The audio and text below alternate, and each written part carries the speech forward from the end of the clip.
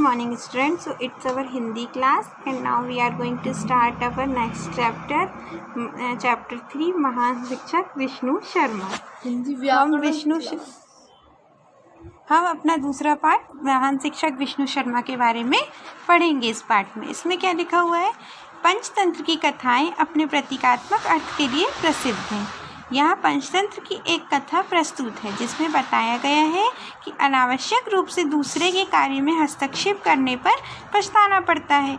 इससे बच्चे इससे शिक्षा ग्रहण करके अपने कार्य के प्रति निष्ठावान रहने परंतु दूसरों के कार्यों में हस्तक्षेप न करने की आदत का विकास करेंगे। तो ये जो आपके पास पाठ है महान शिक्षक विष्णु शर्मा, ये पंचतंत्र की कथाएं अपने प्रतीकात्मक अर्थ के लिए प्रसिद्ध है। पंचतंत्र की कथाएं किसने लिखी हैं?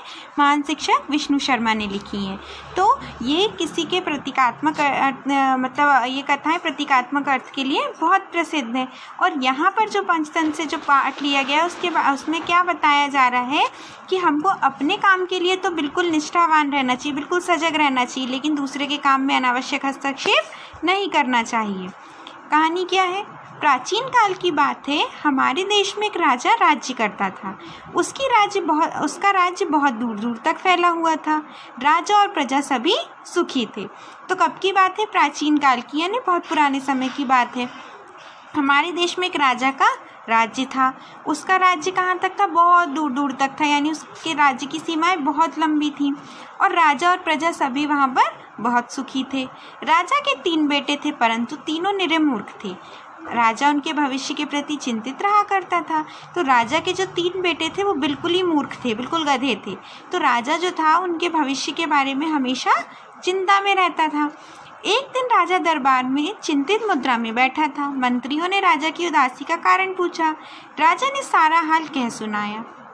तब एक मंत्री ने कहा कि विष्णु शर्मा नाम के एक ब्राह्मण हैं जो राजकुमारों को विद्या दान कर उनकी मूर्खता दूर कर सकते हैं।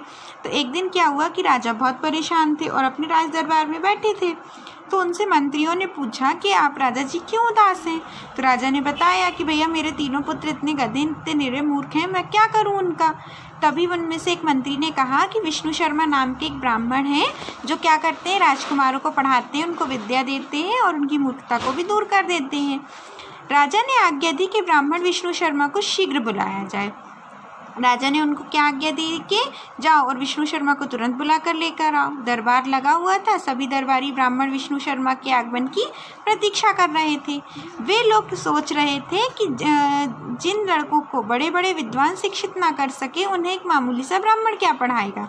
तो क्या हुआ कि दरबार तो लगा ही था, सभी दरबारी भी वहीं थे। तभी कुछ दरबारी वहाँ विष्णु शर्मा को लेकर आए और मतलब सब लोग सोचने लगे कि जिन लड़कों को बड़े बड़े विद्वान सभी दरबारी क्या कर रहे थे? विष्णु शर्मा के आने की प्रतीक्षा कर रहे थे और क्या सोच रहे थे कि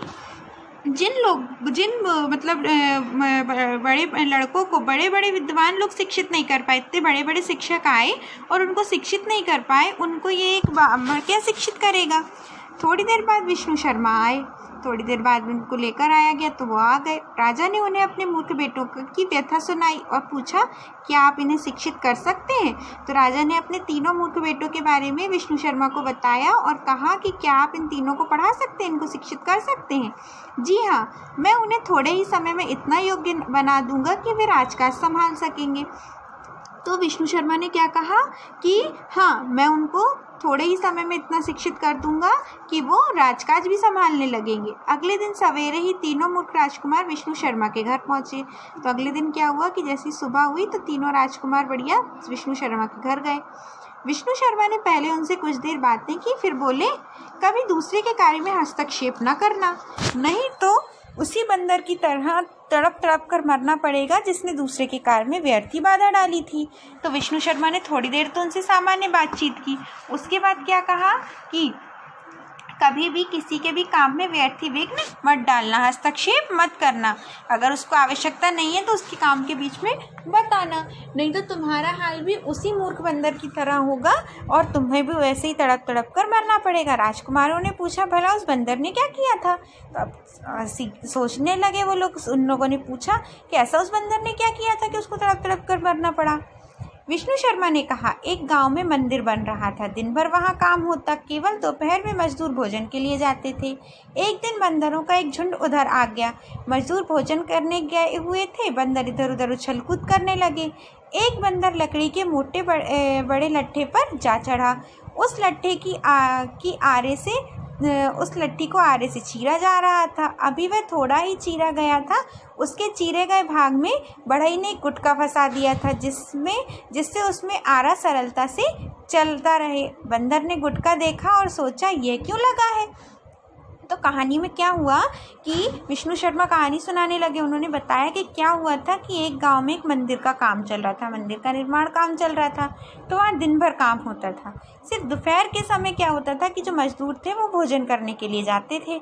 अब एक दिन क्या हुआ कि वहाँ पर बंदरों का एक झुंड आ गया, कुछ बंदर आ गए कहीं से। अब मजदूर तो खाना खाने गए हुए थे, तो बंदर वहाँ पर उछल कूद करने लगे। उनमें से जो एक बंदर था वो उस लकड़ी के मोटे गट्ठे के ऊपर जाकर बैठ गया जिस लट्ठे को चीरा जा रहा था, वो भी आरे से। अभी वो लट्ठा थोड़ा ही चिरा था, पूरा नहीं चिर पाया था, और मजदूर को खाना खाने जाना था। तो उसने क्या किया कि उस लट्ठे के बीच में एक लकड़ी का गुटका फंसा दिया, ताकि जो आ रहा है वो लट्ठे में ठीक से चल सके। अब बंदर ने जब उस गुटके को देखा तो बंदर ने सोचा, ये क्यों लगा है यहाँ। वह धीरे धीरे गुटके को हिलाने लगा। अब उसने क्या किया कि धीरे धीरे गुटका अपने हाथ से हिलाने लगा। चित्र में भी देखो, आपको दिख रहा होगा। ऐसा करते समय उसे यह ध्यान नहीं रहा कि चीर के बीच में उसकी पूंछ लटकी हुई है। अब उसको उस समय ये नहीं दिखा कि भैया जो पार्ट थोड़ा बहुत चिर गया है लट्ठे का, वहाँ मेरी पूंछ है। हिलाते हुए गुटका बाहर निकल आया और बंदर की पूंछ चीर में फंस गई। तो क्या हुआ कि थोड़ी देर तक तो गुटका उसने हिलाया, और जैसे ही गुटका बाहर निकला उसकी पूंछ उस चीरे हुए भाग में फंस गई। वह बहुत चीखा चिल्लाया, पर क्या कर सकता था। अंत में वह तड़प तड़प कर मर गया। अब जब उसकी पूंछ जैसे उस लट्ठे के बीच में फंसी तो वो बहुत चीखा, बहुत चिल्लाया, बहुत रोया। लेकिन अब कर भी क्या सकते हैं, बंदरों को तो आता नहीं फिर से लट्ठा फंसाना, तो क्या करते, मर गया आखिरकार तड़प तड़प कर। कहानी सुनकर विष्णु शर्मा ने राजकुमारों को घर भेज दिया। तो कहानी जैसे ही विष्णु शर्मा ने सुनाई तीनों राजकुमारों को, तो बोला, आप घर जाओ। अगले दिन जब वे आए तो फिर उन्हें एक नई कहानी सुनने को मिली। जब अगले दिन तीनों राजकुमार आए तो उन्होंने विष्णु शर्मा से फिर एक नई कहानी सुनी।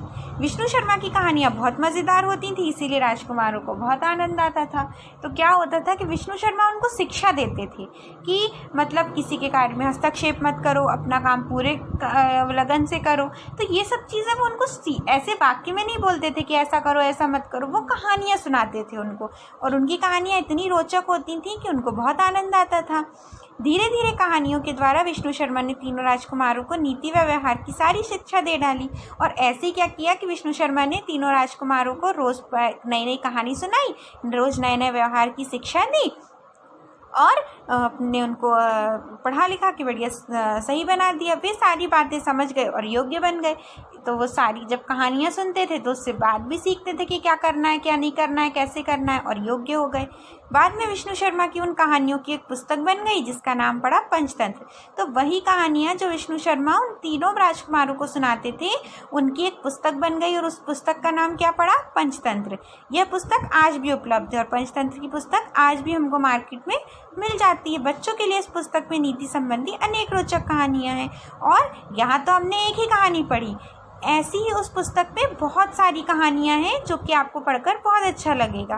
तो ये पाठ आपका ख़त्म हुआ, और इससे हमको यही शिक्षा मिली कि अगर कोई कार्य कर रहा है तो हमको उसके बीच में नहीं आना चाहिए, क्योंकि हमको नहीं पता कि उसने वो काम किस तरीके से किया है, क्यों किया है, और अभी तक काम पूरा नहीं हुआ है तो हम कुछ भी नहीं समझ सकते कि क्या हो रहा है क्या नहीं हो रहा है। बिना मतलब के किसी के काम में हस्तक्षेप नहीं करना चाहिए।